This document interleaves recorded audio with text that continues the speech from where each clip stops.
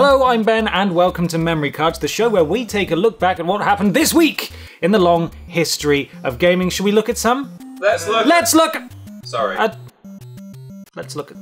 some.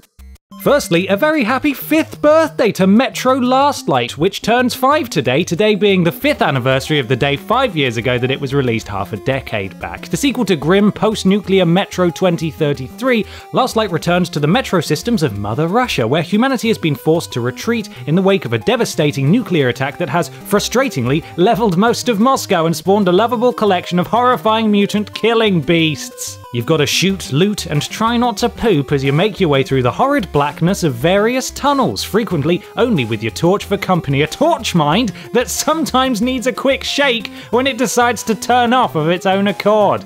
Awesome. Like this one, and that's an up. Crazy Taxi! Is that right?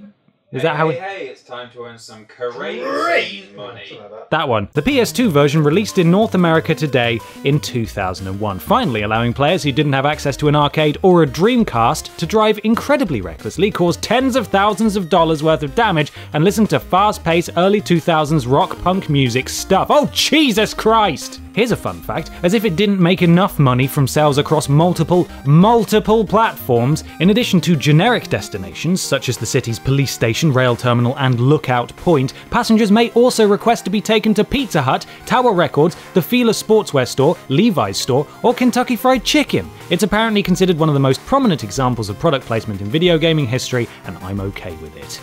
Finally, and fantastically this week, Final Fantasy XI Aeris themed its way onto PS2 in Japan back in 2002. An MMORPG, it was the first ever example of a game offering cross-platform play between PlayStation 2 and PC. It was also the Xbox 360's first MMORPG, releasing there in 2006. The story is set in the fantasy world of Varna DL, I think, where player-created avatars can both compete and cooperate in a variety of objectives to develop an assortment of jobs, skills, and earn in-game item rewards, you know, like an MMO. Another first for Square was patching a console game. On June the 14th, 2002, the game server was down for 4 hours for maintenance to the database servers, bug fixes on the text interface, and a new patch for the game client. This is thought to be the first patch ever released for a console game. The PlayStation 2 version of the game came with a 40GB hard drive that required the network adapter to connect to the system. Just look at this chunky bastard! However, that clearly wasn't much of a barrier to entry, as incredibly, the PS2 and 360 servers were only shut down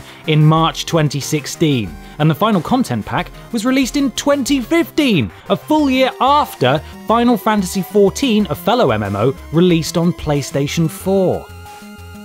So there we go, another quick look back at the long history of gaming. Make sure you subscribe to the Vidiots YouTube channel for more videos like this, and don't forget to give this video a like, just one. Wigs. Bye!